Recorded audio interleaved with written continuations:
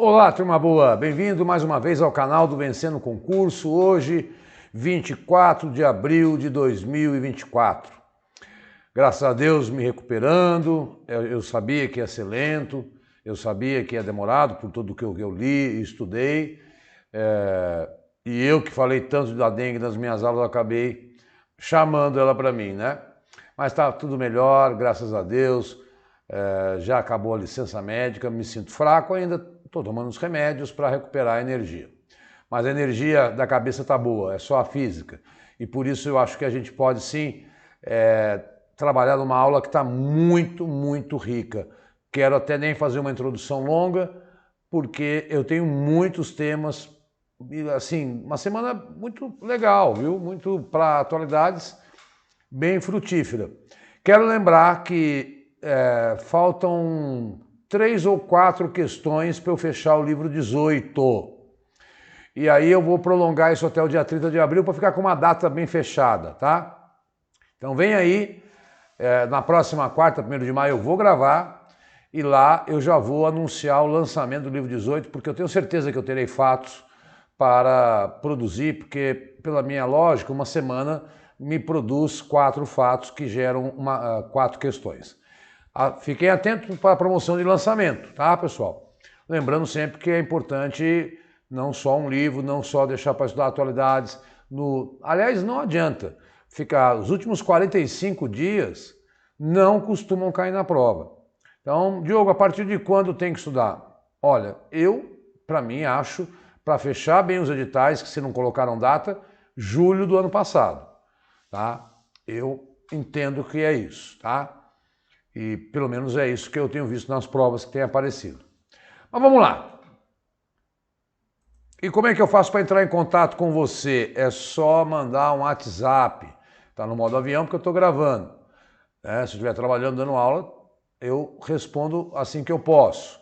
Mas é por lá, porque aí a pessoa, eu explico. As pessoas perguntam como é que é, deixa eu ver seu edital. É bem legal, a gente troca muita figurinha, porque as pessoas acabam virando meio que seguidores da gente nas aulas aí, e vão acompanhando, e aí, quando sai um edital que interessa, eu posso analisar e dizer, olha, cabe... Eu não sou um vendedor nato. Isso começou com uma coisa que eles pediram para mim, acabou que hoje eu acrescento isso em aulas, outras que eu faço. É uma diversão construir um material inédito, criei o hábito. Então manda um WhatsApp, se você tiver interesse, é R$ 25 cada exemplar, mas quando o cara compra 3, eu abaixo para 70 e dou mais um de graça. Então sai, meu Deus, muito barato aí, sai R$ 18 cada livro. Onde é que você vai arranjar um livro por R$ 18 com questões inéditas, comentadas, com mais de 100 páginas? Também oriento você a seguir lá no Instagram, porque hoje eu publiquei só hoje 2 notícias no Instagram. Não que eu quero ser... O pessoal fica todo mundo pedindo para like, curtida, comentário e tal, porque o WhatsApp, o YouTube entende que isso é importante, mas eu entendo que eu sou mais daqueles assim, o que vai fazer o nosso trabalho valer é exatamente essa frequência. De há 3 anos eu estou aqui com vocês, toda semana, analisando a pandemia, quase com o jornal do Diogo, né? Do Vencendo, melhor dizendo, do Diogo no Vencendo, que foi ele que me deu essa oportunidade, e a você também. Temos que ser justos e leais. Semana 17 a 24 de abril. Olha, uma notícia não muito, digamos assim, inesperada, né? Eu não acho isso um fato tão forte, mas no mundo de hoje é importante pontuar. Temos uma Constituição que é laica, que fala que o Estado é laico, e uma pessoa não conseguiu tirar a sua CNH porque estava com o véu religioso muçulmano e foi proibida. O STF foi consultado e o STF falou, não, traje religioso não é um acessório. Portanto, é possível sim, dado as crenças religiosas das pessoas, que elas possam tirar em documentos oficiais fotografia cobrindo o cabelo, com véu. O pessoal da Umbanda tem outras vestimentas. o Kippá no mundo judaico, enfim. Cada um tem a sua referência religiosa aí. E o Supremo só falou, olha, o rosto tem que estar aparente, o resto não é tão necessário, sobretudo hoje, né? Com tanta tecnologia, nem acho que você consiga, aliás, você comete até erros aí por fotografia, é melhor usar outra tecnologia. Então o STF liberou, se fosse em outro país como o Irã, Afeganistão, isso jamais aconteceria, era o uso obrigatório. Vamos falar um pouco, pessoal, sobre o quadro da sociedade brasileira macroeconômico. O IBGE soltou dados importantes. Como são números, as pessoas ficam preocupadas em decorar. Não decora. Pensa numa ideia geral sobre como é que está a sociedade brasileira. Desigualdade no Brasil.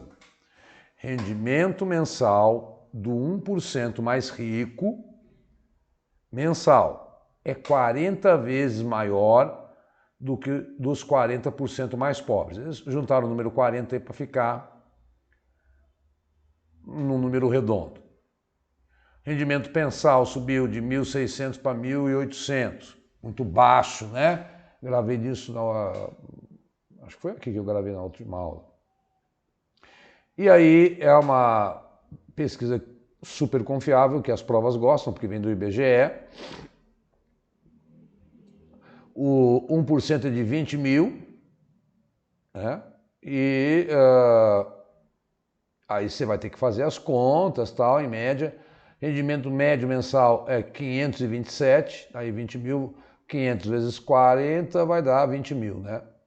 Então, veja esse disparate. É o que eu sempre falo, 1% mais rico do Brasil, 1%, né?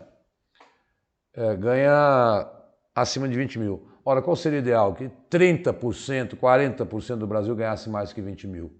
Isso seria fantástico, teríamos uma sociedade mais igualitária e que esses 40% mais pobres ganhassem acima de 5, 6.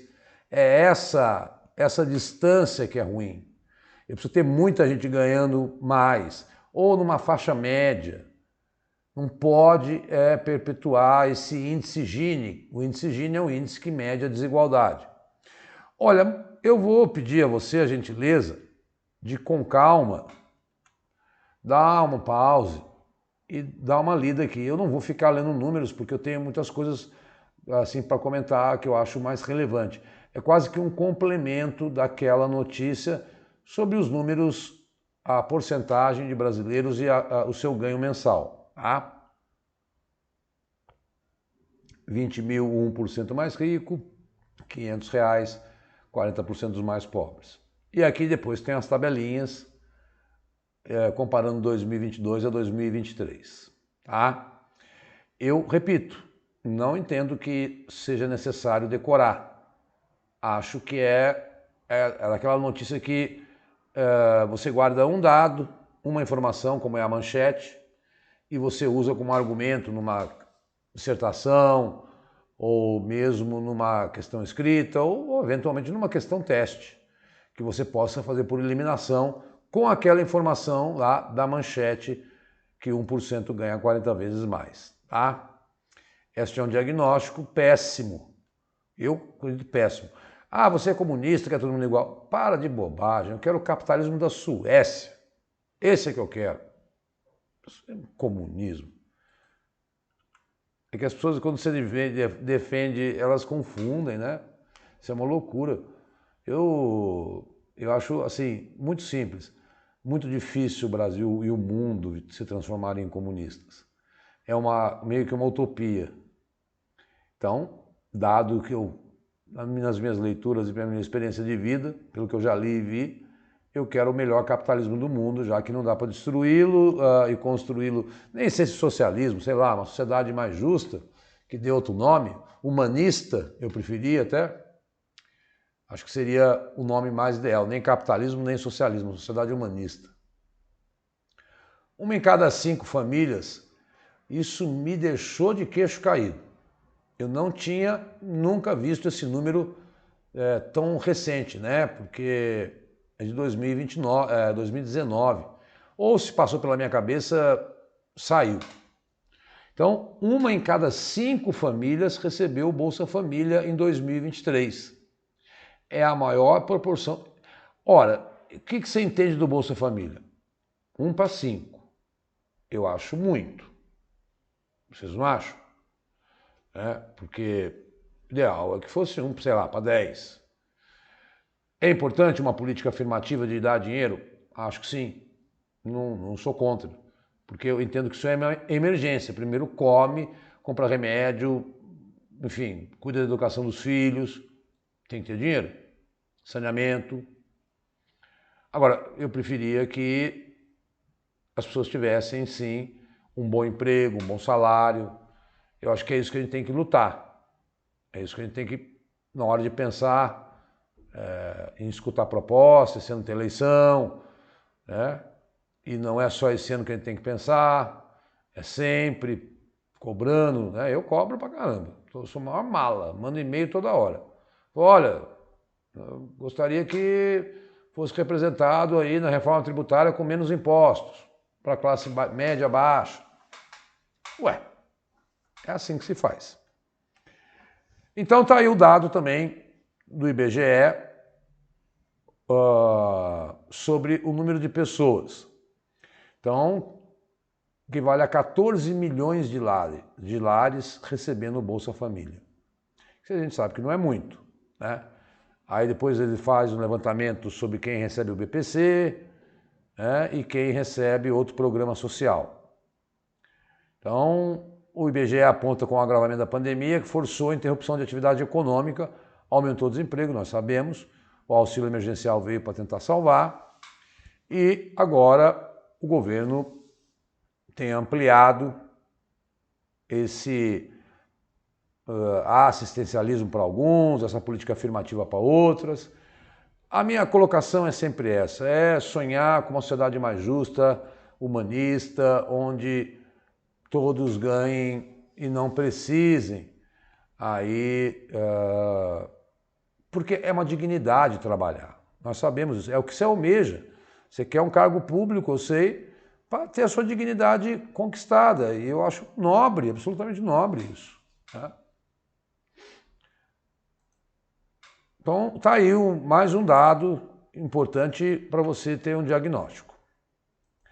Mudando aí para o mês de abril, que é o mês da luta no campo, o Brasil bate recorde de conflitos no campo em 2023.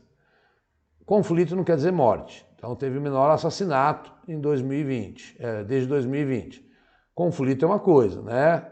É luta, é briga, pode ter violência e tal.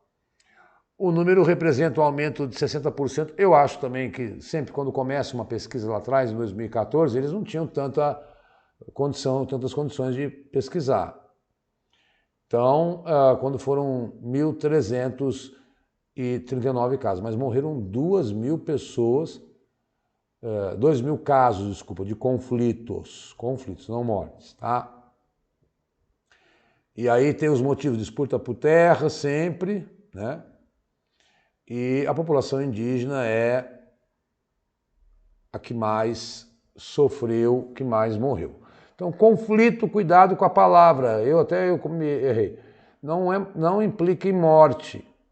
Lembrando que o governo lançou um programa chamado Terra da Gente, que quer incentivar a reforma agrária, sinalizando, eu não sei, se é um ato meio político para agradar o MST, né? Segundo eu vi muito de analistas aí.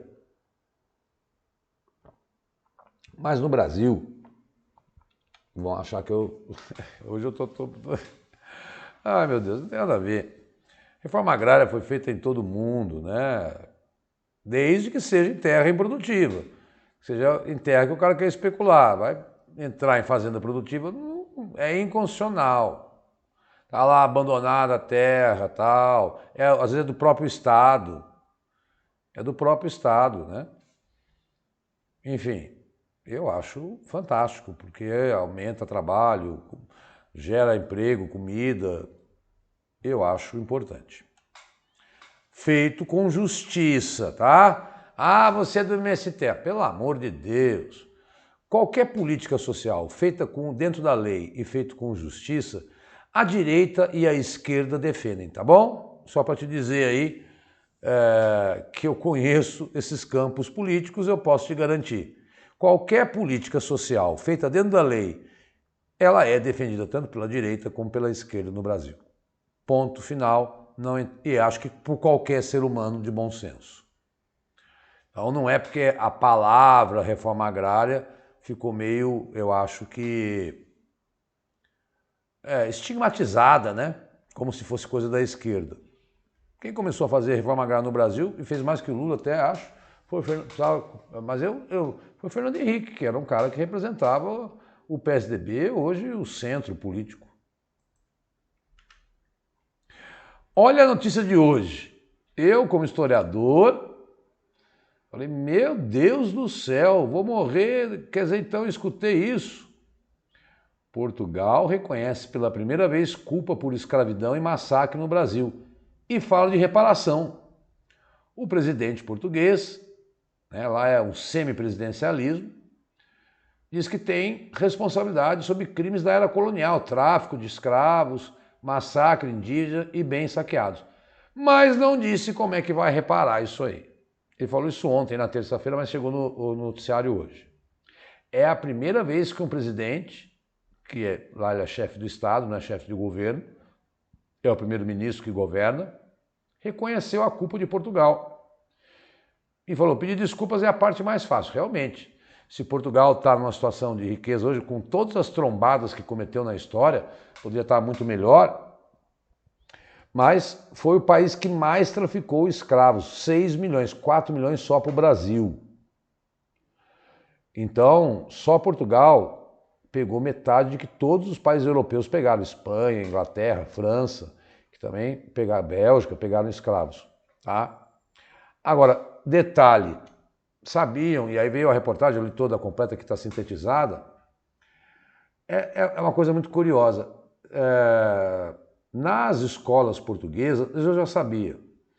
Quando eles falam da colonização, um professor de história contando para o seu povo português, ele conta isso como glória, momento de glória de Portugal, tal, e não conta o genocídio indígena, a escravidão, eles passam rapidamente por isso, têm vergonha de contar. Talvez como durante muito tempo, e nas minhas aulas eu não passo batido com isso, comungado com a elite brasileira, porque nós também não podemos fazer a culpa da escravidão dos portugueses, não, porque o Brasil ficou independente em 1822 e podia ter acabado com a escravidão, porque não tinha mais nada a ver com Portugal. E ficou mais 77 anos com a escravidão, apoiado pela elite do café de São Paulo, Minas e Rio.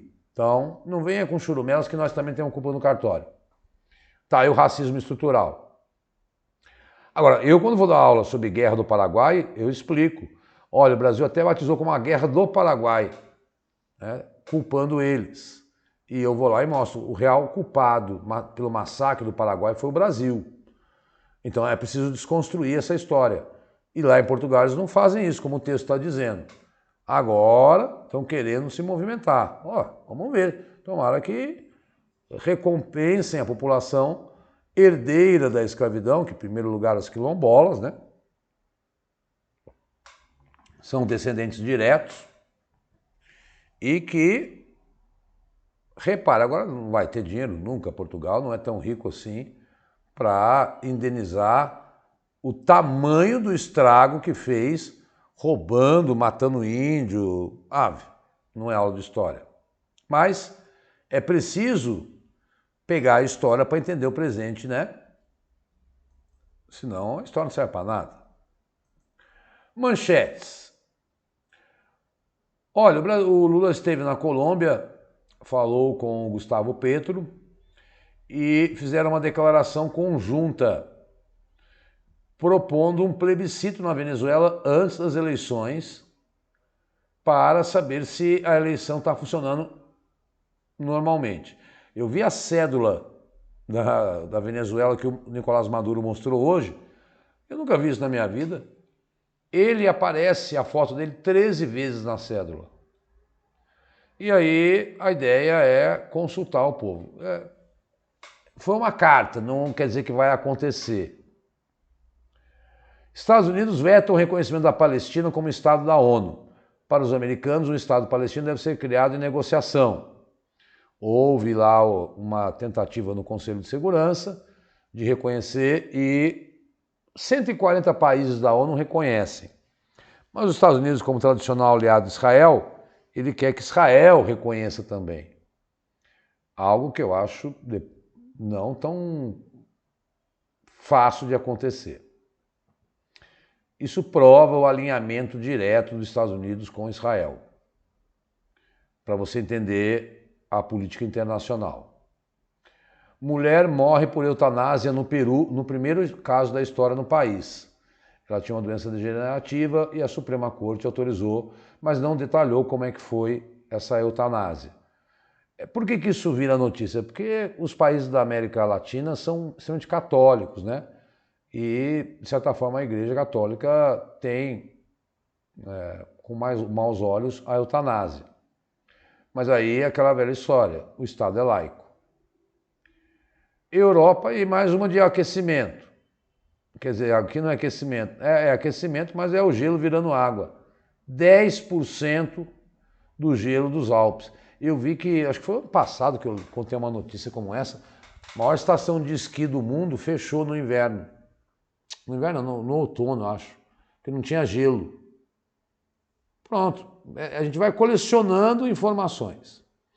Gente, babado, para vocês acharem que, quando eu falo que os americanos são aliados de Israel, mas essa coisa não está parando não, viu? É uma sequência de manifestação de estudantes.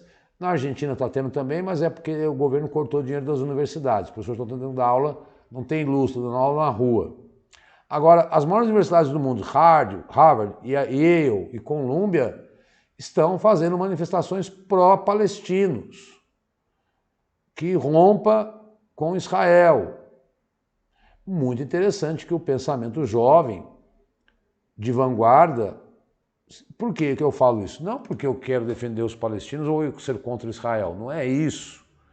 É para a gente não achar que está todo mundo dentro dos Estados Unidos a favor de Israel, ou que mesmo dentro de Israel está todo mundo a favor do Netanyahu. Não, não há uma unanimidade. Já ocorreram protestos dentro de Israel contra o Netanyahu. E dentro dos Estados Unidos também tem gente que fala, olha, eu não acho que você tem que manter as relações com Israel. Tá aí. Isso é importante para a gente não ficar imaginando que todos pensam iguais. Gente, depois que eu gravei no dia 17, houve um ataque. Então, tem uma cronologia aqui. Ataque à embaixada, eu vou ler todinha com vocês, para vocês... Quem assistiu a aula anterior, eu falei desse conflito direto entre Israel e Irã. Então, ataque à embaixada, revide e nova ofensiva. A escalada sem precedentes entre Irã e Israel, desde o bombardeio israelense à embaixada iraniana na Síria, no início do mês, o Irã promete revidar. No sábado, dia 13, o Irã revidou. E na quinta, dia 18, eu gravei na quarta, dia 17, Israel deu a tréplica. Então, o que está acontecendo? Está acontecendo uma guerra direta entre Israel e Irã? Não. Sabe como é que eu defino? É um dando aquele... Sabe quando antes de começar a briga, um fica dando um empurrão no outro? E eu vou mostrar já já. Já expliquei na aula anterior, então se você quiser com calma, eu gastei bastante tempo na aula anterior explicando a história do conflito entre Israel e Irã. E aí é legal voltar às aulas, e é por isso que eu falo que é importante assistir a aula, fazer questão, ter o livro. É um processo de aprendizagem. Então, começa lá em 1º de abril, o Israel atacando não o Irã, mas atacando a embaixada. Quando ataca a embaixada, é como se atacasse o país, na Síria. E aí o Irã disse, vou revidar, vou revidar, vou revidar, vou revidar. E houve o revide do Irã. Quando? No dia 13 de abril, hoje dia 24, portanto há 11 dias. Mas foi totalmente interrompido. No dia 18 de abril, que foi quinta-feira, Israel atacou a 3ª cidade do Irã. Mas também não houve baixas, não houve mortes. É uma cidade que tem o maior arsenal nuclear do Irã.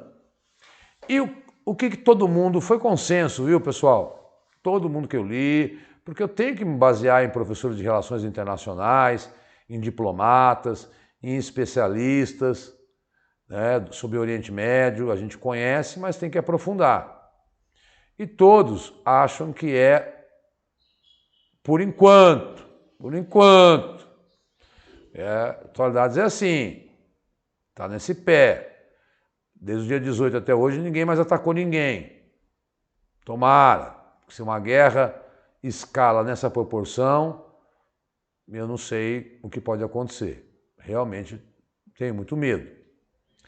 Mas é aquela coisa, dizendo assim um para o outro, eu consigo, se eu quiser, te atacar. Foi isso que os analistas entenderam. Um recado do Irã dizendo que consegue atacar Israel e de Israel dizendo que consegue atacar o Irã. Tá? Então, vamos entender dessa forma. Se por acaso, 1º de maio, quando eu voltar aqui, olha, houve um novo conflito, eu vou atualizando.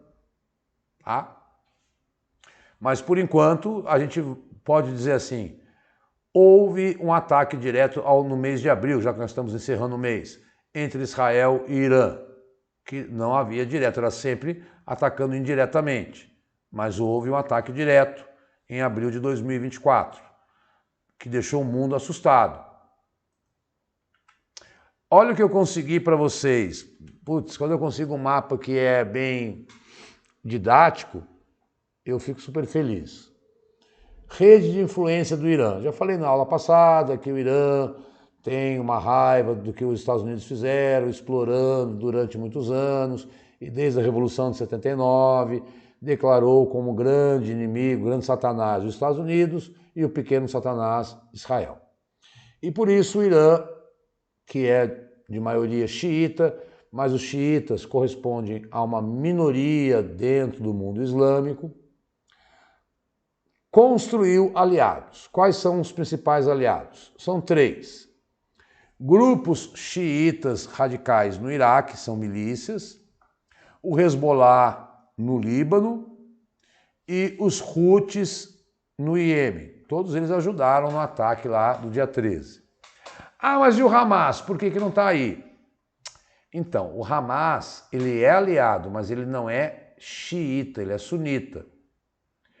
E quem seria um possível aliado de Israel? Aliado de Israel não, mas inimigo do Irã? A Arábia Saudita, que é de maioria sunita. Basicamente a diferença é, os xiitas acreditam que o sucessor, os governantes devem ser da família de Maomé. E os sunitas não, aquele que tem a melhor qualificação. Como tem diferença na Igreja Católica, no mundo protestante. Mas isso é legal para você guardar, para saber quem é que está do lado do Irã. Por isso que se escalar uma guerra, envolve Iraque, envolve o governo da Síria, que não é religioso, mas é aliado do Irã, envolve o Líbano, envolve o Iêmen, envolve a Arábia Saudita. Com esse mapa, você consegue perceber a proporção que era um conflito entre Israel e Hamas pode assumir. Tá? Legalzinho, né? Gente, olha que doideira. Aí fica fácil. Se cai uma pergunta, olha, país com maior número de eleitores do mundo, maior democracia do mundo. Passou de 1 bilhão, ou é a China ou é a Índia. Se a democracia não é a China, só pode ser a Índia. Meu Deus, 44 dias de votação e 7 fases. Começou na sexta-feira, dia 19. Portanto, só daqui a mais de um mês eu volto aqui para dizer o resultado da eleição na Índia, que é o país que mais cresce percentualmente no mundo do G20 hoje. Com programas... agora, é lógico, a Índia tem aquela questão das castas, né? Que se o cara nasce pobre, tem que morrer pobre. Tudo indica que Narendra Modi, um cara que está misturando bastante o hinduísmo com o governo, isso infelizmente cresceu muito nessa mistura de religião e política. Agora, tem uma informação, cuidado para não cair em pegadinha. A maior eleição feita em um dia só é na Indonésia. Lá existem 200 milhões de eleitores. E o Brasil logo vem em seguida aí com 100 milhões, né? Então nós estamos entre as grandes democracias do mundo, entre as 5 maiores, tá? E nós também fazemos num dia só. Agora, com 1 bilhão não dá para fazer num dia, né? Então, a eleição na Índia, saindo o resultado, lógico que tem que estar atento, porque é a quinta maior economia do mundo. Hoje, percentualmente, cresce mais que a China. Está nos BRICS, mas tem muita pobreza. Está com um programa espacial importante, né? Então, é um país que a gente tem que estar sempre olhando. Eu falo para os meus alunos, olha, quando eu dava aula de Guerra Fria, que era Estados Unidos contra a antiga União Soviética, era mais fácil, né? Porque ou está de um lado ou está do outro. Agora o mundo é multipolar. Então eu tenho que olhar para as principais economias do mundo, como elas estão agindo e qual é o processo político-econômico. Então complicou a vida. Mas se você começa a estudar e ouvindo a gente vai repetindo e vai revisando e retomando, você pega o jeitão de atualidades. Mas tem que treinar com exercício também. E não adianta pegar exercício antigo, porque de 2 anos que não vai cair na sua prova. Por isso que o Vencendo Concursos pediu esse programa da gente gravar aulas semanais, porque sabe que atualidades é dinâmico. Eu acho muito legal isso. Olha aí a notícia. Por que Amsterdã proibiu a construção de hotéis? Estabelecimentos só poderão ser criados se substituírem hotéis antigos e se não aumentarem o número de dormitórios. Gente, a Holanda já proibiu que cruzeiros parassem em Amsterdã. Então, para construir um novo hotel, tem que fechar um antigo. Isso é uma política, né, contra que a cidade não suporta. Na época das vacas gordas, eu passei 15 dias em Amsterdã. Realmente é uma cidade muito pequena, muito limitada, porque ela tem canais, não há espaço, é impossível andar de carro no centro. Tá? Nós alugamos um carro, pagamos a maior grana de estacionamento. Fomos um grupo de professores, por isso que saiu mais barato também. Na época eu dava aula no cursinho Anglo e tal. E fomos em 4 para lá e foi bem legal, porque aí barateou tudo, né? A Amsterdã é uma forma de viajar, né? Dividir. A cidade proibiu a presença de navios de cruzeiro e essa história, maconha é liberado lá na Red Lights, né? Não é bem assim mais não, viu? Eles só podem funcionar até 1 da manhã, as janelas das meninas que trabalham na noite fecham às 3, chegou, vou fumar maconha. Não é mais assim em Amsterdã. Quando eu fui final dos anos 90, ainda era bem liberado, né? Os alunos adoram perguntar, e você fuma maconha, professor? Eu falo, oh meu Deus do céu, eu não gosto de droga, eu gosto de cervejinha. Não adianta. Nunca experimentou? Lógico que quem fez história na USP não vai experimentar. Experimentei, mas lá nos anos 90, 80, comecinho dos anos 90, tem que ficar mentindo. Mas não é minha praia, eu não gosto, não tenho nada contra. Quem quiser que consuma, desde que não há parta para violência e não me enche o saco. Cada um na sua, sabendo o que está fazendo, com a sua saúde. Não sou eu que vou ensinar a marmanjo aí o que tem que fazer da vida, não é verdade, pessoal? Agora, eu sempre achei que droga vai puxar coisas piores. Como o álcool também, né? Então, mas eu tô velho já, não sou mais cachaceiro como já fui. Não aguento. Quando você é jovem, você aguenta, né? Câmara dos Estados Unidos aprova pacote de ajuda de 95 bilhões e sancionou hoje, eu vi, para a Ucrânia, Israel e Taiwan. Aí eu falo, aí eu choro, como dizia outro. Ei, Estados Unidos, não quer a paz mundial? 95 bilhões de dólares, quase 500 bilhões de reais. Para alimentar o quê? Guerra alimenta saúde pública, educação? Ou alimenta a morte? Ou alimenta a indústria das armas? Aí, muito bonito. É meio angustiante, né? Porque quando se aprova 95 bilhões para gastar esse dinheiro todo, Na prática, eu estou dizendo o seguinte, essa guerra vai continuar. E quando ajuda Taiwan, é para piorar as relações com a China. Tá aí. Então, essa notícia para mim serve como o quê? Que eu vou passar 2023 falando de guerra ainda. Porque tem 95 bilhões para entrar e eles não vão querer esse dinheiro. Capaz mesmo. Olha essa notícia comeu ali. Até criei uma questão para o livro 18 sobre essa notícia, que eu achei muito pesada. Mudanças climáticas causam riscos à saúde a 70% de trabalhadores de Ozono. 70% dos trabalhadores do mundo estão expostos a risco de saúde pelas mudanças climáticas. 70% de quem trabalha no mundo. 2,5 bilhões de pessoas estão expostas a calor excessivo. Além disso, o relatório estima que 18 mil vidas e 2 milhões de anos de vida ajustados por incapacidade são perdidos por ano, devido às 22 milhões de lesões ocupacionais ao calor excessivo.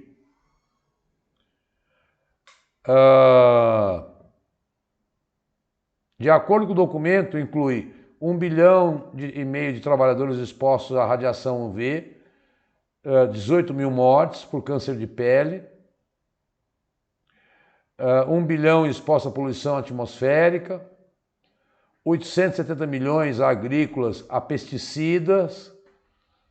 Então não é só a mudança climática, mas pesticida também, mas a mudança climática é o calor, o sol, criando 70, eu estou querendo matar todo mundo, né? 70% dos trabalhadores têm risco de saúde. Dorme com barulho desse. Notícia de hoje. O Biden sancionou a lei para banir o TikTok dos Estados Unidos. Projeto de lei ordena que rede social seja vendida para uma empresa de confiança dos americanos até meados de janeiro de 2025. Se isso não acontecer, será retirada do ar. Qual é a briga, Diogo? E quem é dono da TikTok? É a ByteDance. É o seguinte, lá na China, empresa privada se confunde muito com empresa estatal. Ela não consegue sobreviver se ela não tiver uma aliança muito forte com o governo. E o TikTok está detonando aí, né? Pelo menos na juventude. Eu confesso que eu tenho minha resistência, pode ser que eu seja convencido, mas já dá tanto trabalho ficar no YouTube, no Instagram, e divulgo no Face também e tal, que mais uma rede social ia dar um parafuso na minha cabeça aí. Mas a ideia é simples, os americanos acham que a China usa o TikTok para espionar a sociedade americana. E ou ele vende para uma empresa de confiança americana, né, ou será banido. Assim, e nesse aspecto, Biden e Trump estavam em comum acordo. Por quê? Elegendo a China meio que a pedra no sapato. O que o dono lá, o presidente executivo Zhou Zixue diz? Vai entrar na justiça. Bom, vamos ver. A gente sabe que isso é bem difícil, né? Mas como essas... Hoje eu vi até uma notícia que o Google vai proibir propaganda eleitoral. Quer dizer, se você quiser... Você sabe, né? Se lá no Google você pode colocar uma grana e quando você pesquisa, vem na frente a pesquisa. O Google diz que não vai fazer isso no Brasil, nas eleições, não vai permitir isso nas eleições desse ano. Mas você vê como essas grandes redes sociais estão causando e estão querendo realmente se envolver na questão política. Não há de se duvidar disso, porque eles têm medo de ser regulados e são alimentados muito por fakes, né? O que dá, assim, por ser uma fake que dá polêmica, muito acesso, a pessoa quer ler e tal. Tragédia. Aí leva a essas medidas, né? Ter que proibir a existência de uma rede social. Bom, Eu não gosto muito dessas decisões em anos eleitorais, né? Sabemos que tem eleição nos Estados Unidos. E o Biden está louquinho para ser reeleito, não está fácil não para ele. O Trump está sendo julgado aí, é a primeira vez que um ex-presidente é julgado por um crime na área civil lá, né? Tem muita água a passar embaixo dessa ponte aí, no caso das eleições americanas, mas lógico que nós temos que acompanhar, não só a Índia, mas os Estados Unidos também, porque é a maior economia do mundo. Olha, eu acho que foi a aula mais rápida da minha vida, mas não acabei ainda.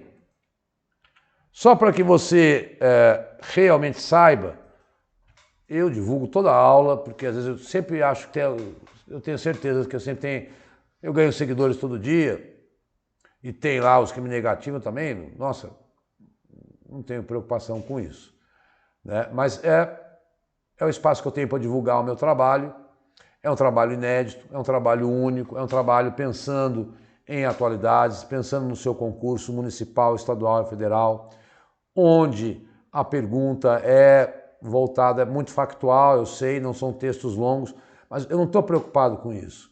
Quando eu bolei esse livro, eu não bolei para ficar idêntico à questão de concurso que você tem nas plataformas aí. Eu bolei para meio que fazer uma apostila de tempos em tempos com conteúdos. Se eu colocasse uma questão, seria algo a mais. O que eu poderia dizer assim, 100 comentários de atualidades de 15 de julho a 30 de agosto, 100 comentários de 30 de agosto a 15 de outubro, 120 de 15 de outubro a 15 de dezembro. Né? Mas esse foi o último.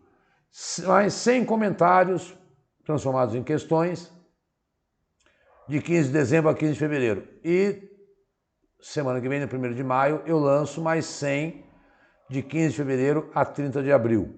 Tá? Aí, que é o pacotezinho que se você adquire, eu faço promoção. Eu acho bacana ter esse documento em PDF, você pode imprimir depois, é uma fonte de consulta. É um investimento? Mas é um investimento baixo, perto de um livro aí, de qualquer curso e tal, e não tem no mercado, tá?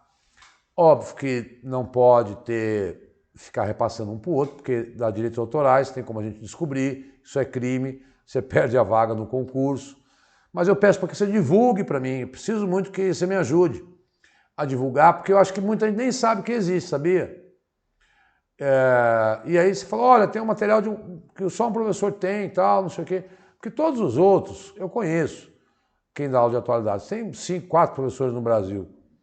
Eles pegam questões de prova, porque dá trabalho, moçada.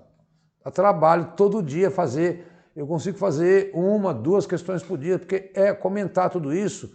E eu pego comentário, notícia, eu vou mudando, eu entro na BBC, na UOL. É um puta trampo, até para montar as aulas.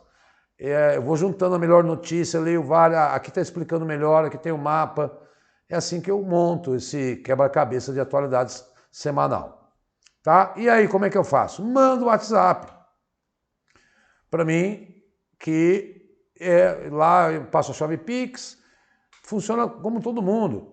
E aí eu mando em PDF e tal para você. Quero conhecer o livro. Ok, se quiser conhecer o livro, pede, eu mando um de graça lá, mando o livro 8, só para você ver como é que é. Não vai cair na sua prova mesmo, porque é um livro antigo, mas você vê pelo menos o livro 9 e tal, ou 10, sei lá, peça aí mais do primeiro semestre de 2023, eu te mando, para você ter uma ideia. É lógico que os livros vão ficando melhores conforme vão passando o tempo. E se você está me vendo pela primeira vez e não sabe a qual grupo eu pertenço à melhor equipe de professores do Brasil, ao Vencendo Concursos, o curso que mais cresce no Brasil e o curso que pega mais edital de municípios e federais e tal. Acessa lá o canal do Vencendo Concursos no YouTube e vai ver a quantidade de aula e análise de edital e programa de estudo. Conversa com o Cristiano, não fala que eu falei, mas pede um desconto. Turma, próxima aula em maio, 1º de maio. É feriado? Mas o Diogo está aqui, tá? Vamos gravar sim, toda quarta-feira. Eu não vou parar porque feriado no meio da semana, dou aula na quinta, dou aula na terça e na quinta. Obrigado, fechamos abril. Aula super importante. Valeu, mais forte cada semana. Tamo junto. Forte abraço, até mais. Obrigado!